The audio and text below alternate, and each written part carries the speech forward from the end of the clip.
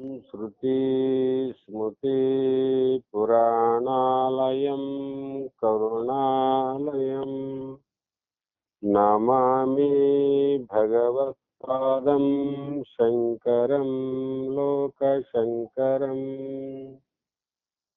शङ्करं शङ्कराचार्यं केशवं बादरायणं सूत्रभाष्यौ कृतौ वन्दे भगवन्तौ पुनः पुनः। ಶ್ರೀ ಜಗದಾದಿ ಜಗದ್ಗುರು ಸಿದ್ಧಾರೂಢ ಮಹಾಸ್ವಾಮಿಗಳ ಪಾದ ಪದ್ಮಗಳಿಗೂ ಆರೂಢ ಜ್ಯೋತಿ ಶಿವಪುತ್ರ ಮಹಾಸ್ವಾಮಿಗಳ ಶ್ರೀಪಾದಕ್ಕೂ ಶ್ರೋತ್ರಿಯ ಬ್ರಹ್ಮನಿಷ್ಠ ಬ್ರಹ್ಮಲೀನ ಬಸವಾನಂದರ ಶ್ರೀ ಚರಣಕ್ಕೂ ಅನಂತ ದೀರ್ಘ ದಂಡ ಪ್ರಣಾಮಗಳನ್ನು ಸಮರ್ಪಿಸುತ್ತ ಈ ದಿನ ಶ್ರೀ ಶಂಕರ ಭಗವತ್ಪಾದರು ರಚಿಸಿದ ವಿವೇಕ ಚೂಡಾಮಣಿ ಎನ್ನುವ ಗ್ರಂಥದ ಯಾವ ಆತ್ಮ ಮತ್ತು ಅನಾತ್ಮ ವಿವೇಕದ ಸ್ಥೂಲ ಶರೀರದ ವರ್ಣನೆಯ 76ನೆಯ ಶ್ಲೋಕ ಇಂದಿನ ಆಧಾರದ ವಿಷಯವಾಗಿದ್ದು, ಯಾವ ವಿಷಯ ನಿಂದೆ ಅಂದ್ರೆ ವಿಷಯಾದಿಗಳನ್ನ ನಾವು ತ್ಯಾಗವನ್ನ ಮಾಡಿ ಆ ವಿಷಯಗಳಲ್ಲಿರುವಂತ ಅನಿತ್ಯತ್ವ ಮತ್ತು ದುಃಖಗಳನ್ನ ವಿಚಾರಿಸಿ ವಿವೇಕದಿಂದ ನೋಡಿ ಆ ವಿಷಯಾದಿಗಳನ್ನ ತ್ಯಾಗ ಮಾಡುವುದೇ ಯೋಗ್ಯವಾದದ್ದು ಅಂತ ಹೇಳಿ, ಮತ್ತು ಈ ವಿಷಯಗಳು ಇಹದಲ್ಲಿ ಅಷ್ಟೇ ಅಲ್ಲ, ಪಾಪ ಮತ್ತು ಪುಣ್ಯಗಳೆಂಬ 2 ವಿಧದಿಂದ ಸ್ವರ್ಗ ಮತ್ತು ನರಕ ಅನ್ನುವಂತ ಭೋಗವನ್ನು ಅನುಭವಿಸಿ ಮತ್ತೆ ನಮ್ಮನ್ನ ಎಲ್ಲರನ್ನ ಅಧೋಗತಿಗೆ ತಂದು ತಲುಪಿಸುತ್ತವೆ. ಅದಕ್ಕಾಗಿ ಅವು ಶ್ರೇಷ್ಠವಾದವು ಅಲ್ಲ ಅಂತ ಹೇಳಿ ಈ ಶಬ್ದ ಸ್ಪರ್ಶ ರೂಪ ರಸ ಗಂಧಾದಿ ವಿಷಯಗಳು ಹೇಗಿದ್ದಾವೆ ಅಂದರೆ, ಶಬ್ದಾದಿಭಿ ಪಂಚಭಿರೇವ ಪಂಚತ್ವ ಮಾಪೋ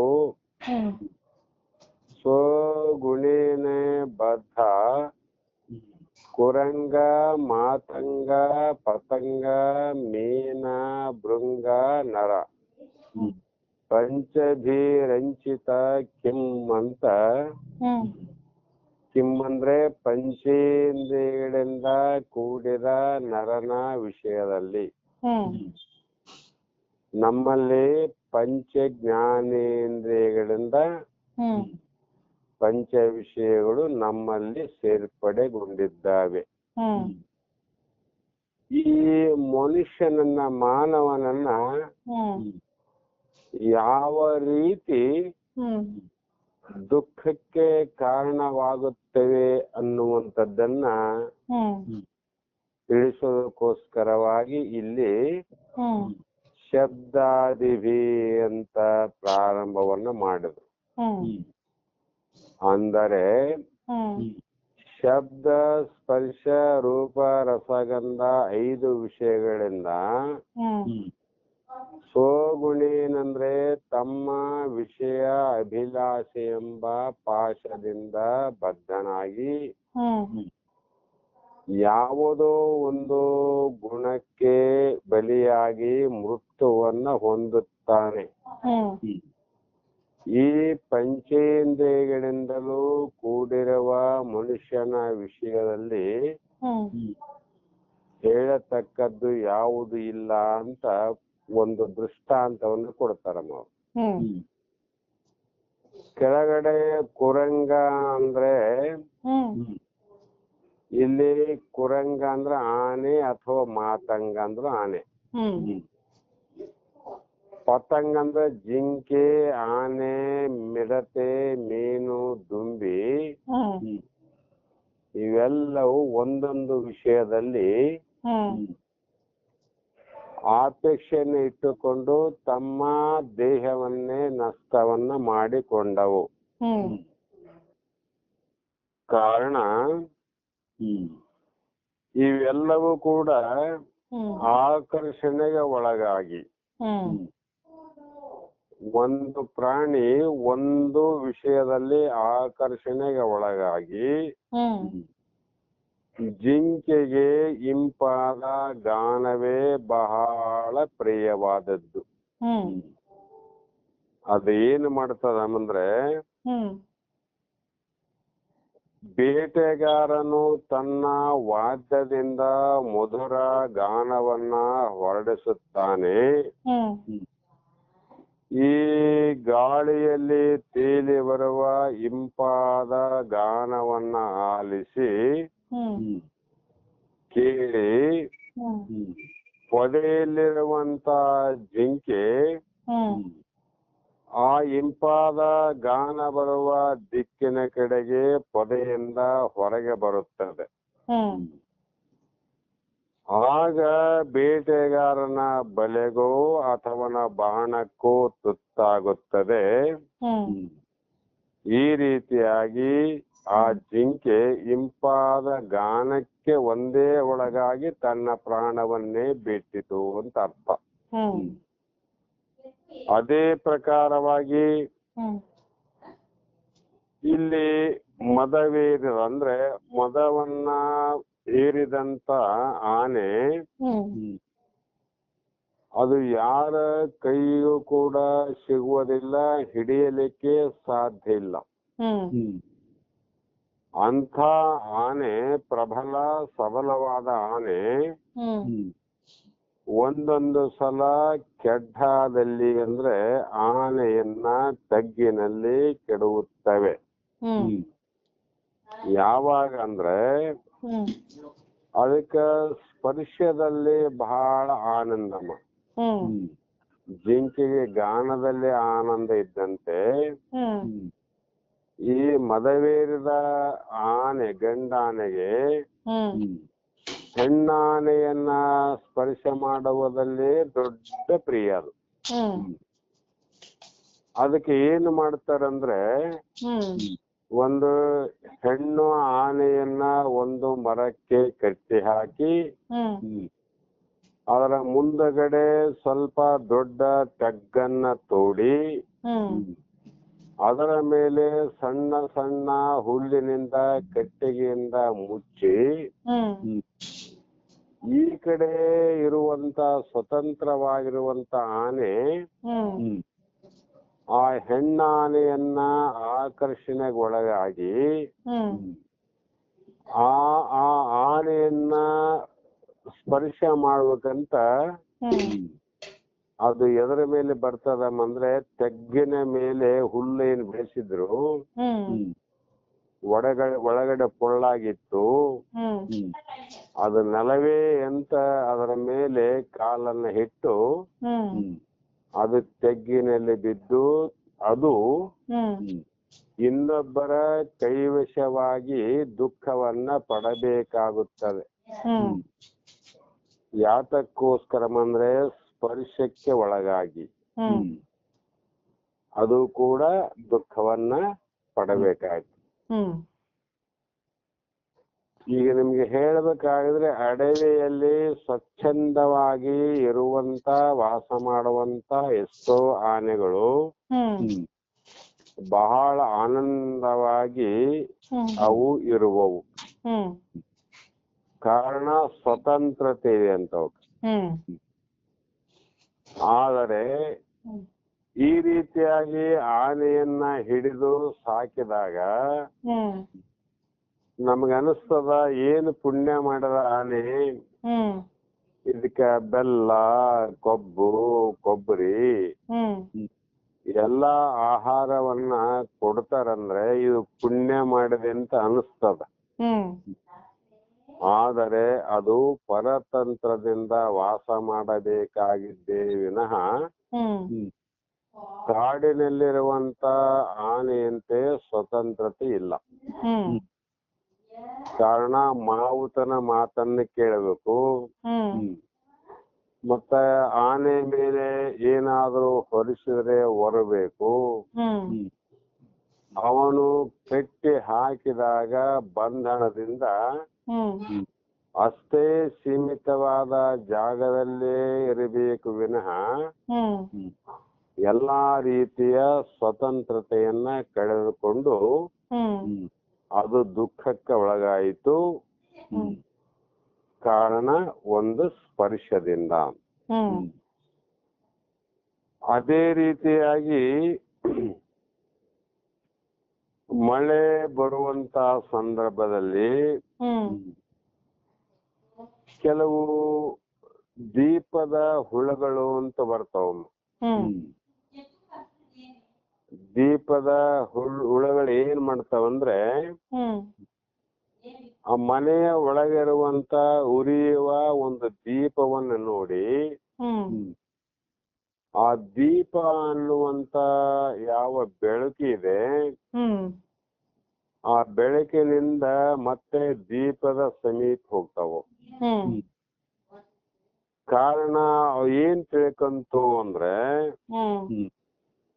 ಅದರಲ್ಲಿ ತಿನ್ನುವ ಯಾವುದೇ ಒಂದು ವಸ್ತು ಇದೆ ಅಂತ ಹೇಳಿ ಅವಕ್ಕ ಅನಿಸಿ ಆ ದೀಪದ ಸುತ್ತ ಸುತ್ತಿ ಸುತ್ತಿ ಅದರ ಶೆಕೆಗೆ ಜ್ವಾಲೆಗೆ ರೆಕ್ಕೆಯನ್ನ ಸುಟ್ಟು ಕೆಳಗೆ ಬಿದ್ದು ಸತ್ತು ಹೋಗು.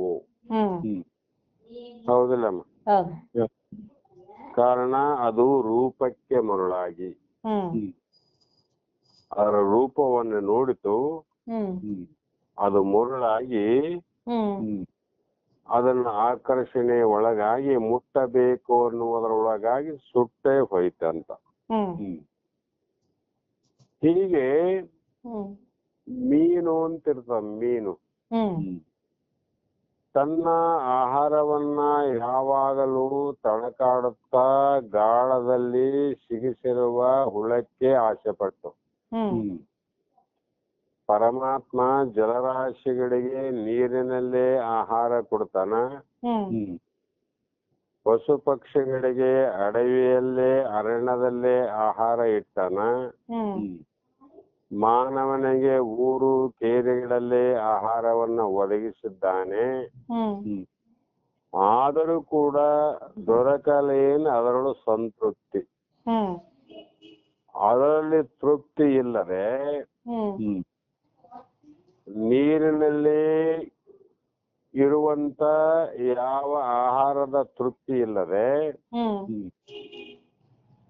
ಬಾಹ್ಯದಿಂದ ಮೀನುಗಾರನು ಒಂದು ಹುಳವನ್ನ ತನ್ನ ಗಾಳಕ್ಕೆ ಸಿಕ್ಕಿಸಿ ತಾನು ಹೊರಗಿದ್ದು ನೀರಿನಲ್ಲಿ ಗಾಳವನ್ನು ಹೊಗೆದಾಗ ಆ ಮೀನು ಏನು ಮಾಡುತ್ತದೆ ಅಂದ್ರೆ ಇದು ಒಳ್ಳೆ ಆಹಾರ ಸಿಕ್ಕಿತು ಅಂತ ವಿಚಾರವನ್ನ ಮಾಡದೆ ಆ ಹುಳವನ್ನ ತಿನ್ನಲಿಕ್ಕೆ ಹೋದಾಗ ಅದರ ಗಂಟಲದಲ್ಲಿ ಗಾಳ ಬೀಳುತ್ತದೆ. ಆವಾಗ ಗಾಳ ಸಿಕ್ಕಿ ಬಿದ್ದಾಗ ಅದು ಯಾರ ವಶವಾಯಿತು ಅಂದ್ರೆ ಮೀನುಗಾರನ ವಶವಾಗಿ ತನ್ನ ಪ್ರಾಣವನ್ನೇ ಬಿಟ್ಟಿತು ಅಂತ. ಹೀಗೆ ಒಂದೊಂದು ಪ್ರಾಣಿ ಒಂದೊಂದು ರೀತಿ ಆಸೆಗೆ ಒಳಗಾಗಿ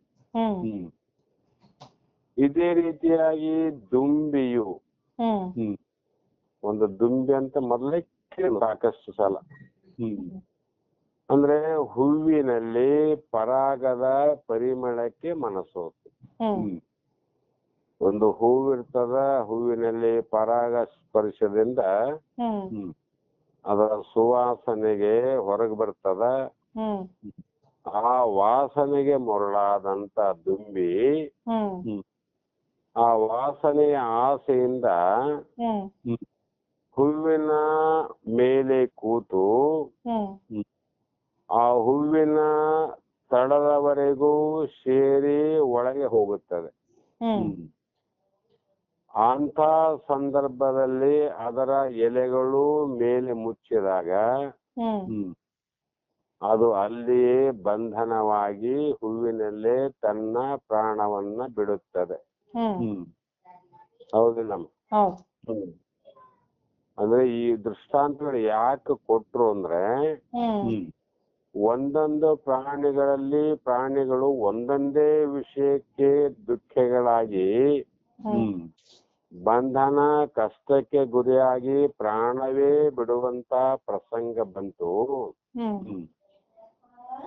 ಮತ್ತ ನಮ್ಮಲ್ಲಿ ಎಷ್ಟಿದ್ದಾವಂತ ವಿಚಾರ ಮಾಡಿದ್ರೆ ಈ ಸೂಕ್ತ ದೃಷ್ಟಾಂತಗಳನ್ನ ಕೊಟ್ಟು ನಮ್ಮಲ್ಲಿ ಶಬ್ದ, ಸ್ಪರ್ಶ, ರೂಪ, ರಸ, ಗಂಧಗಳೆಂಬ ಪಂಚ ಜ್ಞಾನೇಂದ್ರಿಯ ಮತ್ತು ಪಂಚ ವಿಷಯಗಳಲ್ಲಿ ಒಂದೊಂದರಲ್ಲಿ ವಿಪರೀತ ಆಸಕ್ತಿಯುಳ್ಳ ಪ್ರಾಣಿಯು ಒಂದೊಂದರಲ್ಲೇ ಬಹಳ ಆಸೆ ಪಟ್ಟಂತ ಪ್ರಾಣಿ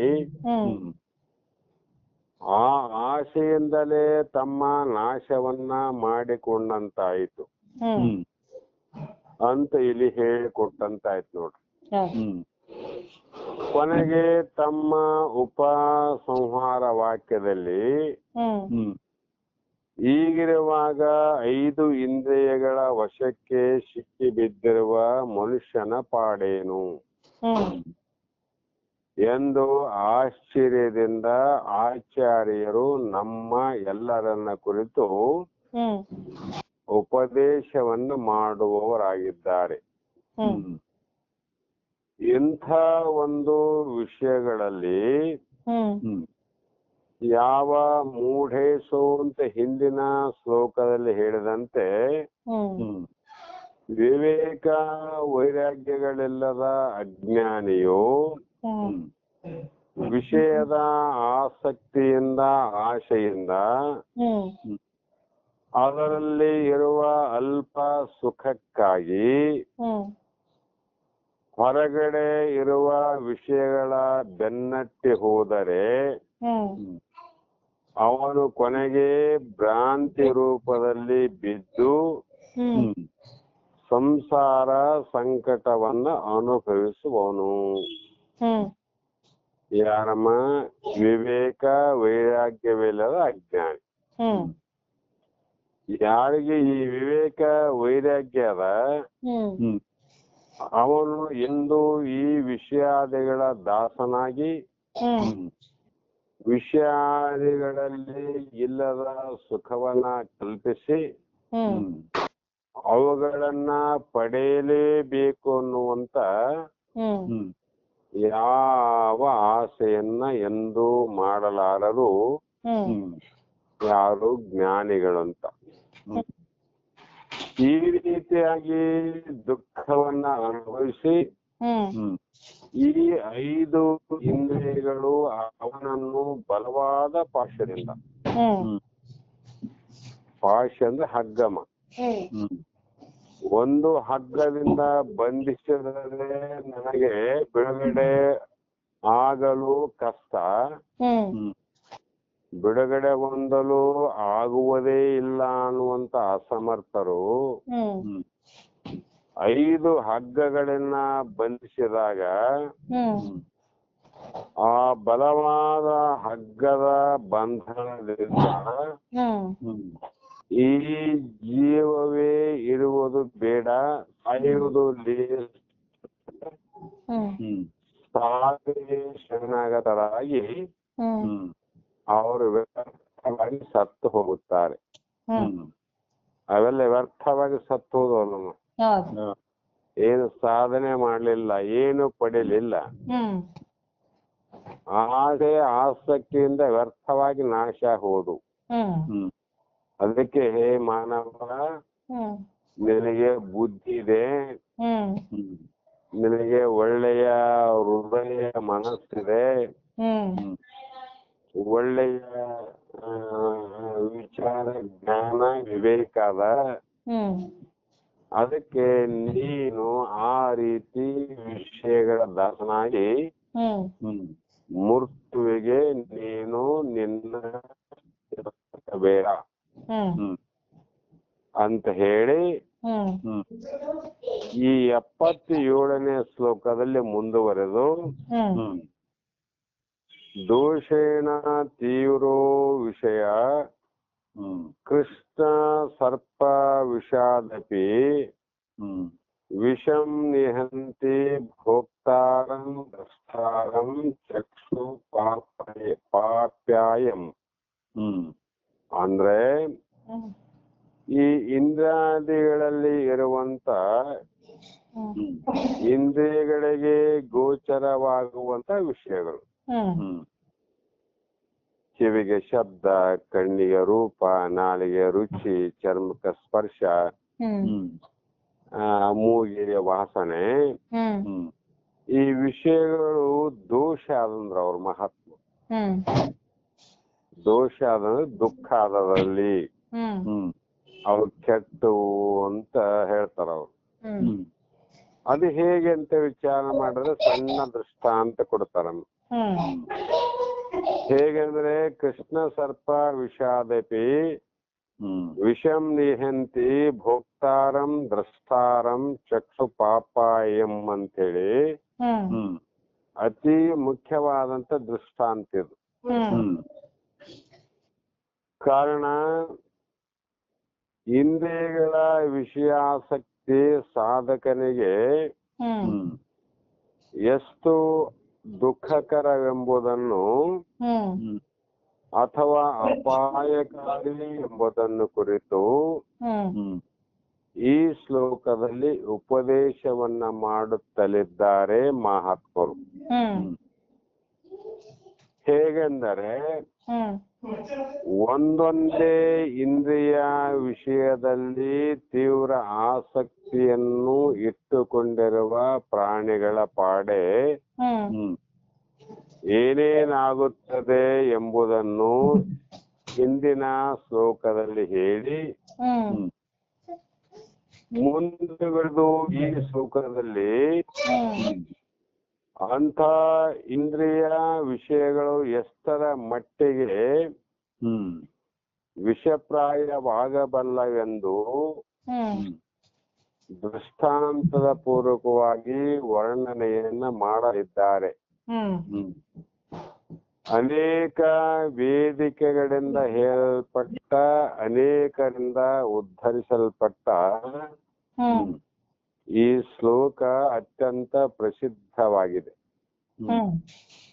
ಕಾರಣ ವಿಷಯಗಳಲ್ಲಿನ ವಿಷಯದ ತೀಕ್ಷ್ಣತೆಯನ್ನ ವಿವರಿಸುತ್ತಾ ಮಹಾತ್ಮರು ಆ ವಿಷಯದ ದುಃಖ, ಆ ವಿಷಯದಲ್ಲಿರುವಂತ ವಿಷ, ಈಗ ಹಣ್ಣಿನಲ್ಲಿ ವಿಷಾದ, ಸೌತೆಕಾಯಿಯಲ್ಲಿ ವಿಷಾದ, ಈ ತರ ಕೆಲವು ಗೊತ್ತಾಗ್ತವೆ ನಮ್ಮ ಪ್ರಪಂಚದಲ್ಲಿ. ಅದರಂತೆ ಇಲ್ಲಿ ಕಾಳಿಂಗ ಸರ್ಪದ ವಿಷಯಕ್ಕೆ ಹೋಲಿಸಿರುತ್ತಾರೆ. ಸೌತೆಕಾಯಿಯಲ್ಲಿ ವಿಷ ತಿಂದ್ರೆ ಬದುಕ್ತೀವಿ, ಕರ್ಜಿಕಾಯಲ್ಲಿ ವಿಷ ತಿಂದ್ರೆ ಬದುಕ್ತೀವಿ, ಕುಂಬಳಕಾಯಿ ವಿಷ ತಿಂದ್ರೆ ಬದುಕ್ತೀವಿ, ಮತ್ತೆ ಇನ್ನು ವಿಷದ ಔಷಧಗಳನ್ನ ಕುಡಿದ್ರು ಕೂಡ ನಾವು ಬದುಕ್ತೀವಿ. ಆದರೆ ಕಾಳಿಂಗ ಸರ್ಪ ಕಚ್ಚಿದಾಗ ಅದರ ವಿಷಕ್ಕೆ ಯಾರೂ ಬದುಕಲಿಕ್ಕೆ ಸಾಧ್ಯವೇ ಇಲ್ಲ. ಅಂಥ ಕಾಳಿಂಗ ಸರ್ಪದಲ್ಲಿ ನಾವು ಕಚ್ಚೋದಕ್ಕಿಂತ ಮುಂಚಿತವಾಗಿ ಕಾಳಿಂಗ ಸರ್ಪಕ್ಕೂ ಒಬ್ಬ ಮನುಷ್ಯನು ಸ್ವಲ್ಪ ಅಂತರವಿದ್ದರೆ ಆ ಸರ್ಪದ ವಿಷವು ಅವನನ್ನು ಏನು ಮಾಡಲಾರದು. ಅಷ್ಟು ವಿಷಕಾಯ ಕಾಳಿಂಗ ಸರ್ಪ ಅಷ್ಟು ವಿಷ ಪ್ರಬಲವಾಗಿದ್ದರೂ ಅದು ಹತ್ತಿರದಲ್ಲಿದ್ದಂತ ಮನುಷ್ಯನ ಕಚ್ಚಿದಾಗ ಮಾತ್ರ ಸಾವಾಗ್ತದೆ. ಅಷ್ಟು ವಿಷಯದ ಮನುಷ್ಯ ಸ್ವಲ್ಪ ದೂರ ಅಂದ್ರೆ ಆ ಕಾಳಿಂಗ ಸರ್ಪದ ವಿಷ ಏನು ಮಾಡಲಾರದು. ನಮ್ಗೇನೇನಾಗ್ತದಂದ್ರೆ ಏನಾಗಲ್ಲ. ಅದೇ ಪ್ರಕಾರ ಮೃಗಾಲಯಗಳಲ್ಲಿ ಇಟ್ಟಿರುವ ನಾಗರ ಹಾವುಗಳನ್ನ ದೂರದಿಂದ ನೋಡಿದ ಮಾತ್ರದಿಂದಲೇ ಅದರ ವಿಷದಿಂದ ಸತ್ತರೆಂಬ ಸುದ್ದಿಯನ್ನು ಇಲ್ಲಿಯವರೆಗೂ ಯಾರು ಕೇಳಿಲ್ಲ. ಎಲ್ಲನ ಕೇಳಿವ ನಾವು ಹಾವು ನೋಡೋದು ಸತ್ತಿಲ್ಲ, ಹಾವು ಕಚ್ಚಿದಾಗ ಸತ್ತವರನ್ನ ನೋಡಿದ್ದೀವಿ, ಕೇಳಿದ್ದೀವಿ. ಆದರೆ ಹಾವು ಮನುಷ್ಯನನ್ನ ಕಚ್ಚಿದರೆ ಆಗ ಅದರ ವಿಷವು ಅವನ ದೇಹವನ್ನ ಸೇರಿ ರಕ್ತದಲ್ಲಿ ವ್ಯಾಪಿಸಿ ಅವನಿಗೆ ಮೃತ್ಯುವನ್ನ ಸಾವನ್ನ ಉಂಟು ಮಾಡಬಹುದು. ಅಷ್ಟೇ ವಿನ ಅದರ ವಿಷವು ಅವನ ದೇಹದಲ್ಲಿ ವ್ಯಾಪಿಸುವ ಸಾಧ್ಯತೆ ಇಲ್ಲವಾದಾಗ ಹಾವು ಎಷ್ಟೇ ವಿಷಪೂರಿತವಾಗಿದ್ದರೂ ಅವನನ್ನು ಕೊಲ್ಲಲಾರದು. ಕೆಲವು ಹಾವು ಕಚ್ಚಿದಾಗ ಆ ಹಾವಿನ ವಿಷ, ಚೇಳಿನ ವಿಷ ಕೆಲವರ ದೇಹದ ರಕ್ತದಲ್ಲಿ ಪ್ರವೇಶ ಆಗೋದಿಲ್ಲಮ್ಮ. ಆವಾಗ ಅವರು ಬದುಕುವುದು ಉಂಟು ಅಂತ. ಅಂದ್ರೆ ಅವನನ್ನು ಕೊಲ್ಲಲಿಲ್ಲ ವಿಷ. ಯಾವ್ದಮ್ಮ? ನಾಗರ ಹಾವೆಂದು, ಕಾಳಿಂಗ ಸರ್ಪಂದು. ಇದಕ್ಕೆ ಹೋಲಿಸಿದರೆ ಇಂದ್ರಿಯ ವಿಷಯಗಳಂತ ಏನ್ ಹೇಳ್ಯಾರಲ್ಲ, ಇವು ಹೇಗೆ ಅಂದ್ರೆ ಘೋರ ಅಪಾಯವಾದ ವಸ್ತುಗಳಂದ್ರು. ಅತ್ಯಂತ ಅಪಾಯವಾದ ವಸ್ತು ನಾಗರ ಹಾವಿನಕ್ಕಿಂತ, ಬಲಿತ ಚೇಡಿನಕ್ಕಿಂತ, ಕಾಳಿಂಗ ಸರ್ಪದಕ್ಕಿಂತ ಅಪಾಯವಾದದ್ದು. ಹೇಗೆ ಅಂದರೆ ಅವುಗಳನ್ನ ನೋಡುವುದರಿಂದಲೇ ಅವು ಸಾವನ್ನು ಉಂಟು ಮಾಡಬಲ್ಲವು. ವಿಷಯಗಳು ಹೇಗಿದವು ಅಂದ್ರೆ ಅವುಗಳನ್ನ ನೋಡಿದ ತಕ್ಷಣವೇ ಮೃತ್ಯುವನ್ನು ಉಂಟು ಮಾಡುವಂತ ಸಾಮರ್ಥ್ಯ ಉಂಟು ಈ ಶಬ್ದ ಸ್ಪರ್ಶ ರೂಪರಸ ಗಂಧಗಳ ವಿಷಯಗಳಂತ. ಅದೇಂಗ್ರಿ ಅಂತ ನಾವ್ ವಿಚಾರ ಮಾಡ್ಬೋದಲ್ಲಮ್ಮ. ಅದಕ್ಕೆ ಹಿಂದೆನೆ ಹೇಳ್ಯಾರ ಅವರು, ಈ ಒಂದು ಶ್ಲೋಕದಲ್ಲಿ ದಸ್ತಾರಂ ಚಕ್ಷುಷಾಪಿ ಅಂದ್ರೆ ರೂಪ ಏನು ಮಾಡುತ್ತದೆ ಅಂದ್ರೆ ಕಣ್ಣಿನಿಂದ ನೋಡುವವನನ್ನು ಕೂಡ ಕೊಲ್ಲುತ್ತದೆ. ಬರೇ ರೂಪ ನೋಡಿದ್ರೆ ಸಾಕಮ್ಮ, ಈ ಮನುಷ್ಯನಲ್ಲಿ ವಿಷ ಹೇರ್ಲಿಕ್ಕೆ ಸಾರು ಮಾಡ್ತದ. ವಿಷ ಅಂದ್ರೆ ಅದನ್ನ ಪಡಿಬೇಕು ಪಡಿಬೇಕು ಪಡಿಬೇಕು ಅಂತ ಅದರ ಆಸೆ ಆಸಕ್ತಿಯಿಂದ ಇನ್ನ ನೋಡಿದ್ರೆ ಸಾಕಮ್ಮ, ನೋಡಿದಾಗ ಮಾತ್ರ. ಹಾವು ನೋಡಿದ್ರೆ ಏನಾಗ್ಲಿಲ್ಲ, ಕಚ್ಚಿದಾಗ ವಿಷವೇರಿದಾಗ ಸತ್ತ. ಆದ್ರೆ ಇವನು ನೋಟದಿಂದ ಮನುಷ್ಯನನ್ನ ಕೊಲ್ಲುತ್ತದೆ ಮತ್ತು ಉಳಿದ ಎಲ್ಲಾ ಇಂದ್ರಿಯಗಳಿಗೂ ಅನ್ವಯಿಸುತ್ತದೆ. ಇದೇ ಪ್ರಕಾರವಾಗಿ ಶಬ್ದದಿಂದ, ಸ್ಪರ್ಶದಿಂದ, ರೂಪ ರಸ ಗಂಧದಿಂದ ಇವು ನೋಡಿದ ತಕ್ಷಣ ಕೇಳಿದ ತಕ್ಷಣ ಹ್ಮ್